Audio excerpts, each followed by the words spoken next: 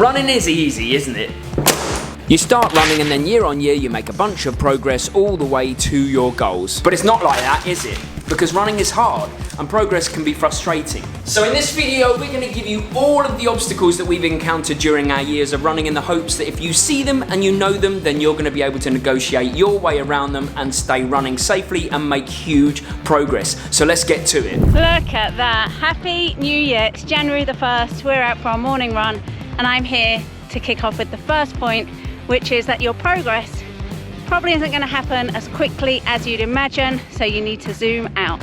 So if you're new to running, you will see signs of progress initially, you will get faster, you will feel stronger, but real progress, building that aerobic base and really developing yourself as a runner is going to take years.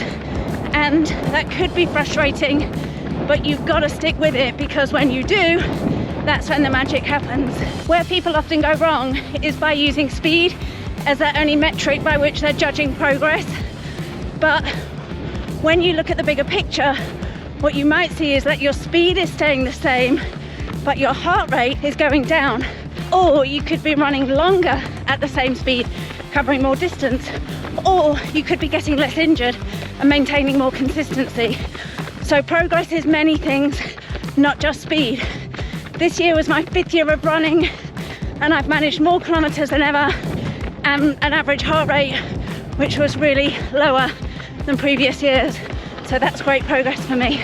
Another harsh reality of making progress in running is that the science evolves. So the methods that people think scientifically work for us as runners now, they might not work in 1 or 2 years. The thing is with science, it's there to be disproved. In the 1800s, the late 1800s, people thought the best way to improve as a runner was just lots and lots of walking. And then fast forward to maybe the 1950s with Emil Zatopek. He did high volume and high intensity, sometimes doing 400 meters on the track. But every generation of runners we make new discoveries like the VO2 max, like lactate testing as the Norwegians do right now, and I'm sure there'll be something else to come along. So don't get stuck in your ways, find something that works for you now, but be open to things that might work for you in the future.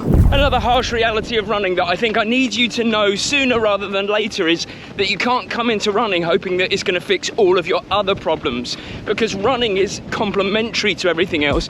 It's not the thing that solves everything else. So if you have a problem with poor nutrition, or you have stress in your life, or you have like relationship issues, running is not going to be the thing that solves them. It might help, there is no doubt about that, but it's not going to be the thing that solves them. There's a saying that I live by, is that you can't outrun a bad diet, and I really believe that running should complement, be a centre part of everything you do in your life. But you can't just go, well, I'm running now, so I'm going to lose weight, my relationship's going to be better, my mental health is going to be better. Everything else has to be worked on as well, but you just have running as the centre point. And once you realise that, very freeing. You have to know, the reality is, in running as in life, progress is not linear. You don't start running and then just improve year on year without setbacks or periods of no progress. But that's part of the excitement. How do you minimise the problems and maximise the progress? I think it's in the mindset and the approach. Let's take Mary's marathon journey as a good example. Her debut marathon in early 2020 was, until August of 2023, her PB. She ran 3:36, and you could be forgiven for thinking she'd just get faster. But progress isn't linear. Later that year, in atrocious conditions, she ran a 3:50, partly due to weather, but also partly due to inconsistency of the training needed. So we prioritised consistency. Then came the Bangkok Marathon. After a great training block with some excellent sessions, all was looking good, but again, 3:51 and a difficult experience. Consistency was better, but maybe more marathon-specific sessions in the week needed. Plus it was maybe 200 degrees. So back to training. Even more consistency, more specificity, and then a 3:35 at Songkhla, new PB, but still more potential.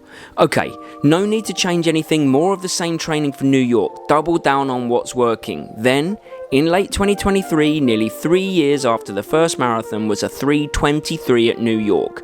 Progress wasn't linear, but Mary trusted the process, tweaked as she went, and was rewarded for her patience.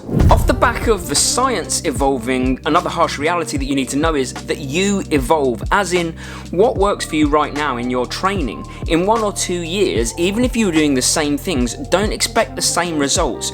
Your body changes, you get older, different things happen to you, and as a result, you can't rely on just falling back on the training you've always done, because there will become a time where it might not work, or it might not at least work so well. So the key to success here is try new things, always experiment with new training methods, because you might not realize just how much better a different method might be for you. Some people try math training and have tremendous success, some people it doesn't work for, some people high volume, some people high intensity, but the key is to experiment. Don't expect the same things to work all of the time for you, because you're evolving as a runner.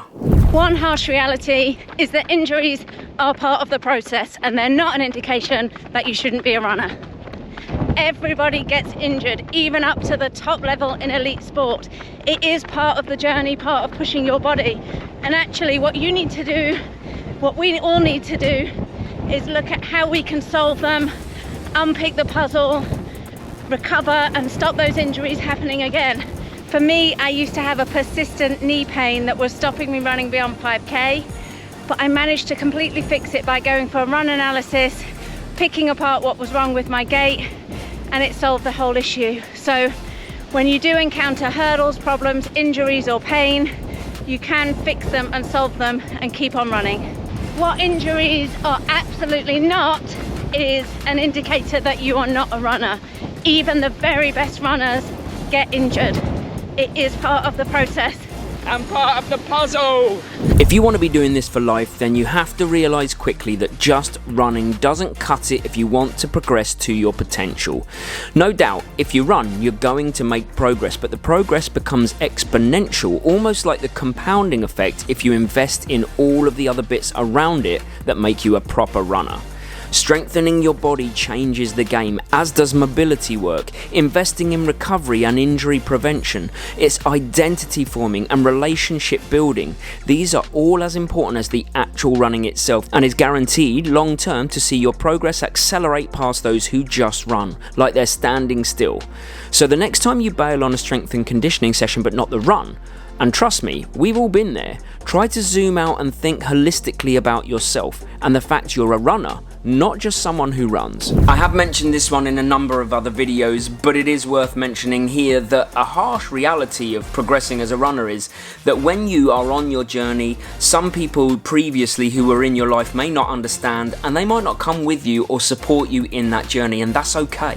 Some people are in your life for life, but some people are there for a reason and some a season, and you never know who you might meet on your running journey once you get going. But I'll tell you one thing, the more you do something that you're passionate about, the more you'll attract other people that are passionate about the same things, and then you will form even stronger friendships than you thought possible. But what I've found most of the time at least is that even if you have friends that don't like running, if they're true friends, they support you anyway, and that's good enough.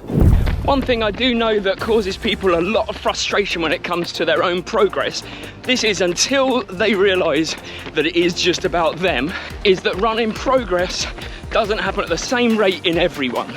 So if I give you an example, if me and one other person that's roughly the same height, weight, everything like that, did the same sessions week in, week out, we would make different levels of progress. Perhaps I would progress more than them, or they would progress more than me.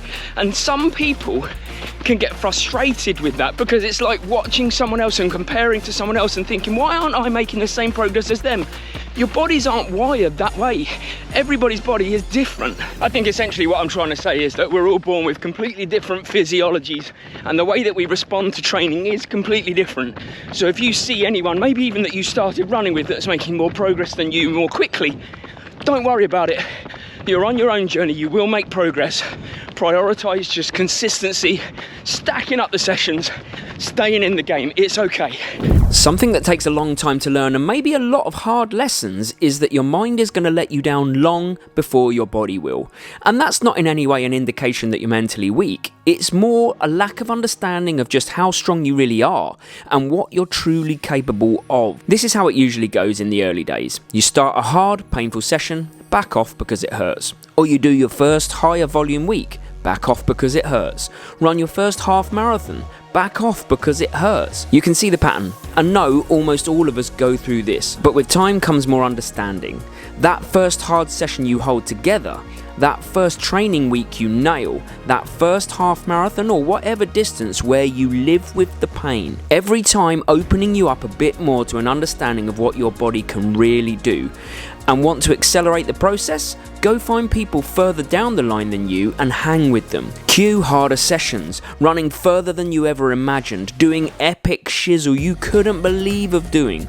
Your body can do the unreal as long as your mind is on board. And you don't have to go all David Goggins, just build safely and be smart with it. And if you found value in this video or learned something new, then consider chucking a subscribe our way, but never a hard sell. And if you like the video, you're definitely gonna like this one, which was the 9 harsh realities of a runner's body, and I guarantee there'll probably be some things in there that make you think and hopefully help you as well. Thanks for watching, see you Sunday.